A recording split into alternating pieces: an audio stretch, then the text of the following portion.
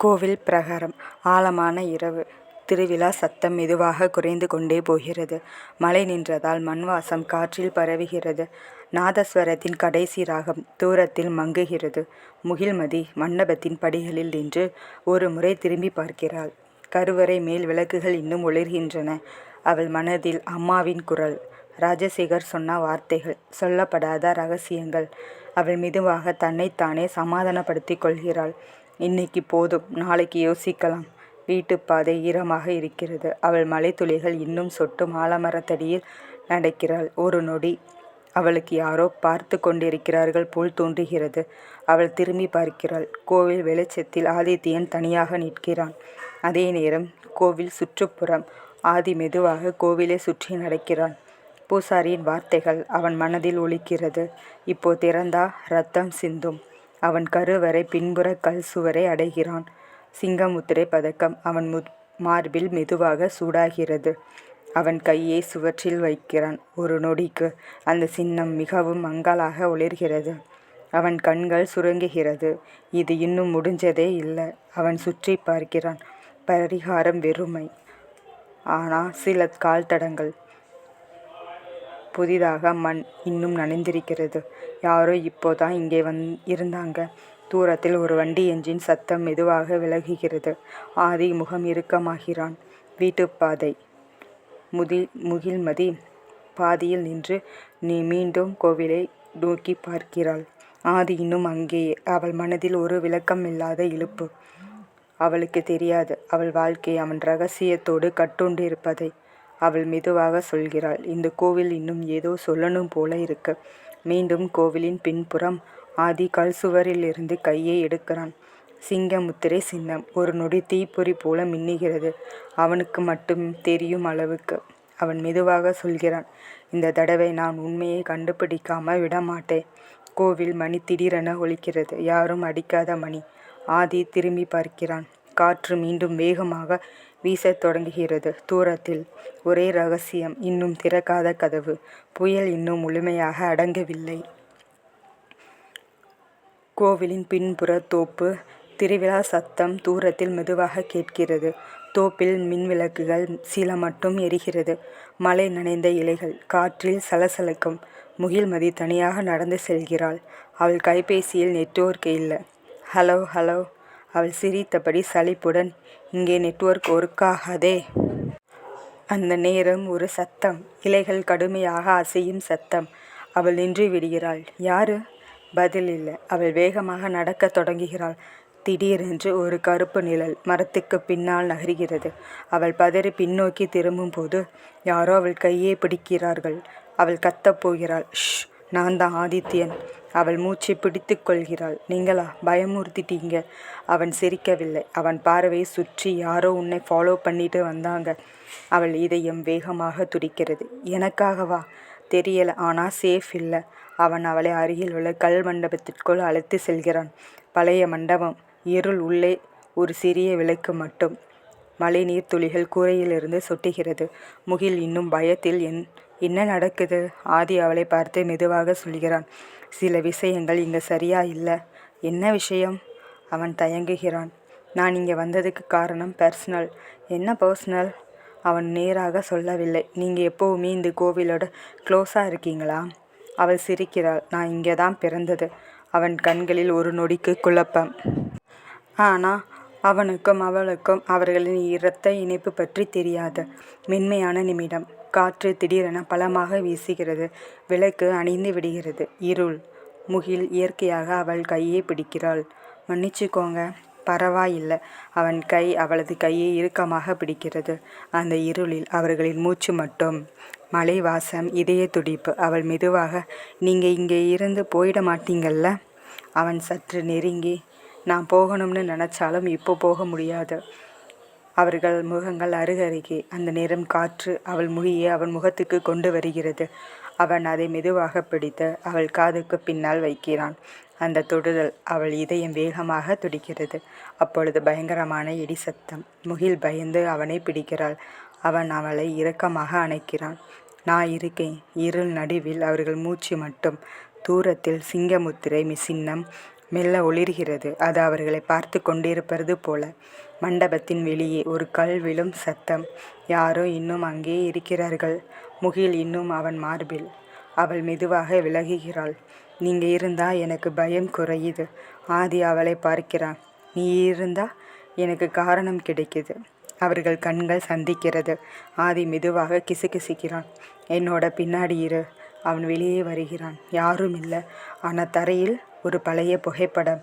அவன் எடுத்து பார்க்கிறான். படத்தில் இளம் வயதில் ஒரு பெண், ஒரு ஆண் படம் பாதி எரிந்திருக்கிறது. முகில் அருகே வந்து பார்க்கிறாள். யார் இவர்கள்? ஆதி தலையசைக்கிறாள். தெரியல. அவர்களுக்கு தெரியாது. அது அவர்களின் பெற்றோரின் படம். புகைப்படத்தின் பின்புறம் ஒரு வரி. முத்திரை சேர்ந்தால் ரத்தம் சிந்தும். உண்மை காதலை தடுக்காது. முகில் மெதுவாக அவனை பார்க்கிறாள். நம்ம வாழ்க்கை ஏதோ பெரிய விஷயத்துக்கு போகுது போல. ஆதி சிரிக்கிறான். நம்மளால் ஹேண்டில் பண்ண முடியுமா? அவள் தைரியமாக. நீங்கள் இருந்தால் முடியும். தூரத்தில் மீண்டும் அந்த கருப்பு நிழல். இந்த தடவை தெளிவாக. யாரோ அவர்களை கண்காணிக்கிறார்கள். ஒரு ஆழமான குரல். சில ரகசியங்கள் இரவில் மட்டும் உயிர் பெறும். சில உண்மைகள் இரத்தத்தோடு சேர்ந்துதான் வெளிவரும். ஆதி தரையில் கிடந்த புகைப்படத்தை கையில் பிடித்தபடி நின்றான். முகில் அவன் அருகில். அந்த நேரம் மண்டபத்தின் பின்புற சுவரில் இருந்த சிங்கமுத்திரை சின்னம் திடீரென சிவப்பாக ஒளிர்கிறது. Voice over. முத்திரை வெளித்தால் மறைக்கப்பட்ட கதவுகள் திறக்கும். தரையில் மழைநீர் சேர்ந்து ஒரு வட்ட வடிவம் உருவாகிறது. அந்த நீரில் அதே சின்னம் பிரதிபலிக்கிறது. திடீரென்று முகிலின் கை எரியும் மாதிரி சிவந்து விடுகிறது. ஆதி, என் கை! அவன் பார்த்து அதிர்ச்சி அடைகிறான். அவளது கை மீது அதே சிங்கமுத்திரை மெல்ல வெளிப்படுகிறது. அதே நேரத்தில் ஆதியின் மார்பில் உள்ள சங்கிலி சூடாகிறது. மெதுவாக குரல் அருகில் வரும் போல. Voice over. 2 இரத்தங்கள் ஒரே கதவை திறக்க பிறந்தவை. திடீரென்று தோப்பின் எல்லா மின் விளக்குகளும் ஒரே நேரத்தில் அணைந்து விடுகிறது. முழு இருள். காற்று வேகமாக வீசுகிறது. மரம் ஒன்று முறியும் சத்தம். முகில் பதறி. ஆதி, யாரோ நம்மை பார்த்துக்கிட்டே இருக்காங்க. இருளில் ஒரு நிழல் மெதுவாக நகர்கிறது. ஆதி அவளை பின்னால் இழுத்து நிறுத்துகிறான். அசையாதே. மின்னல் வெளிச்சம். ஒரு கணம் மட்டும். மண்டபத்தின் தூணுக்கு பின்னால் ஒரு கருப்பு ஆடை அணிந்த மனிதன். மின்னல் மறையும். அவன் காணாமல் போகிறான். வாய்ஸ் ஓவர் சிரிப்புடன். முத்திரை 2மே விழித்தாச்சு. இப்போ வேட்டைதானே ஆரம்பம். தரையில் இருந்த நீர்வட்டம் மெல்லே உள்ளே சுழல ஆரம்பிக்கிறது. மையத்தில் கல்டரை மெதுவாக கீழே இறங்குகிறது.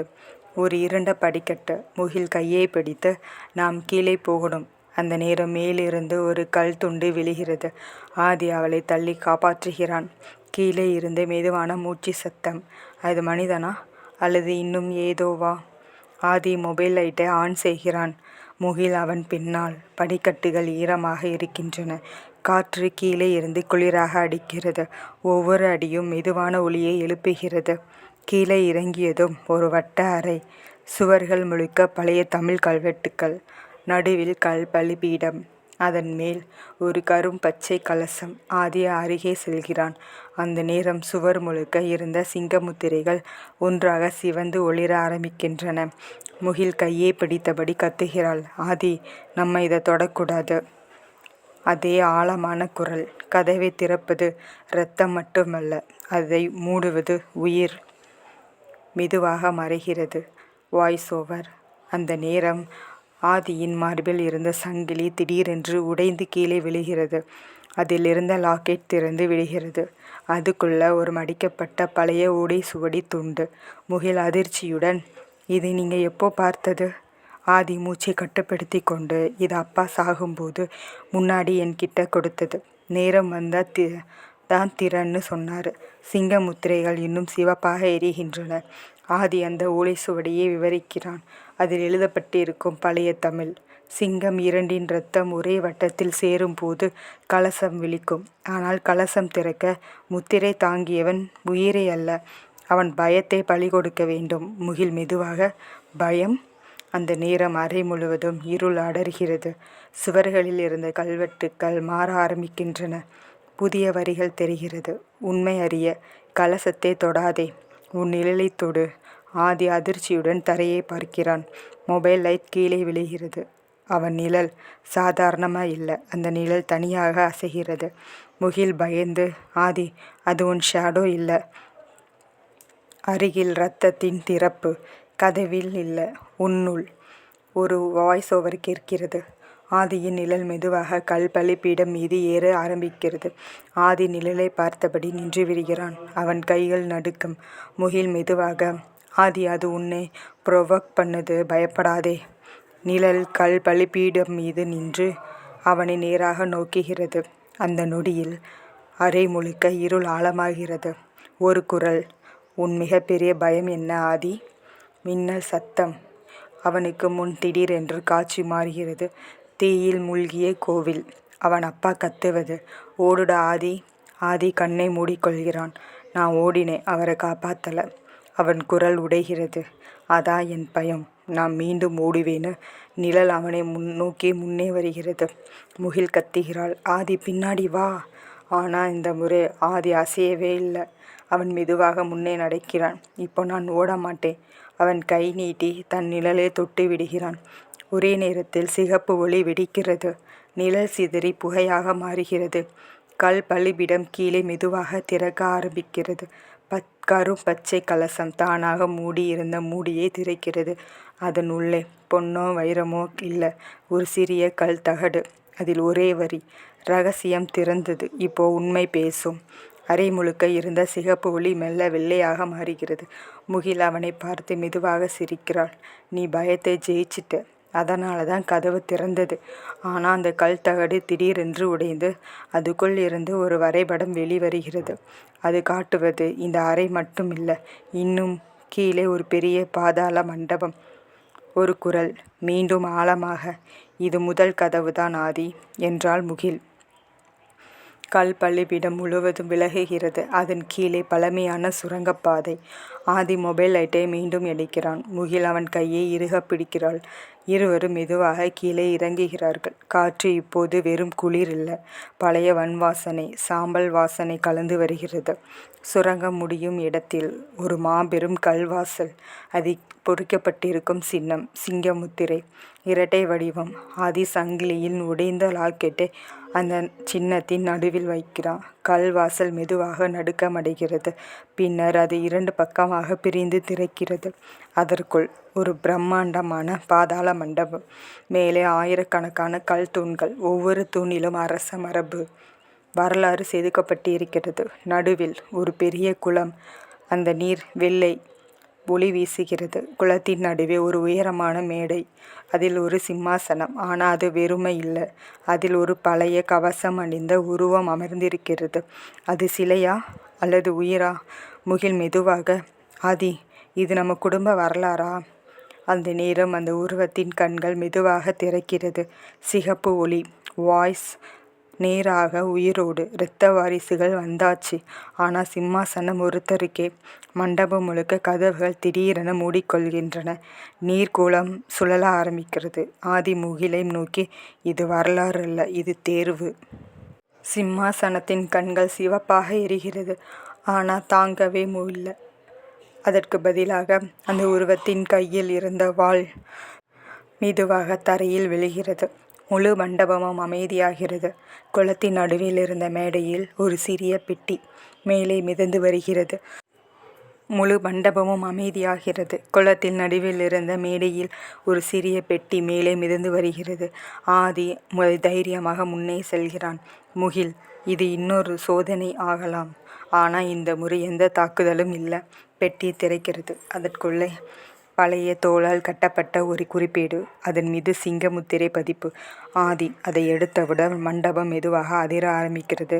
முகில் பதற்றமாக, ஆதியிடம் சரியில்லை, போகலாம். ஆதி முதல் பக்கத்தை விரைவாக திறக்கிறான். அதில் எழுதப்பட்டிருக்கும் வரிகள், இந்த மண்டபம் பொருள் காக்க இல்லை, உண்மை காக்கப்பட்டது. சிம்மாசனம் காலியாக இருக்க வேண்டும், அதில் யாரும் அமரக்கூடாது. உண்மையான வாரிசு அரசனாக அல்ல, காவலனாக வாழ வேண்டும். ஆதி அதிர்ச்சியுடன், அதாவது இது ஆட்சி பற்றியது இல்லை. முகில் மெதுவாக, இது பாதுகாப்பு பற்றியது. அந்த நேரம் சிம்மாசனத்தில் இருந்த உருவம் மெல்ல கல் சிலையாக மாறுகிறது. Voice over. இறுதி முறையாக. ரகசியம் வெளியே போகக்கூடாது. அதை தாங்கியவர்கள் வெளியே போக வேண்டும். மண்டபத்தின் பின்புறத்தில் ஒரு வெளிச்ச பாதை திறக்கிறது. இருவரும் ஓடுகிறார்கள். சுரங்கம் வழியாக மேலே ஏறி மழை பெய்யும் கோவில் தோப்புக்கு வெளியே வருகிறார்கள். அவர்கள் பின்னால் கல்வாசல் முழுவதும் மூடிக்கொள்கிறது. மழை தணிந்து விட்டது. ஆதி குறிப்பேட்டை பார்த்து மெதுவாக, இது முடிவு இல்லை, இதுதான் ஆரம்பம். நாம இப்போ காவலர்கள்.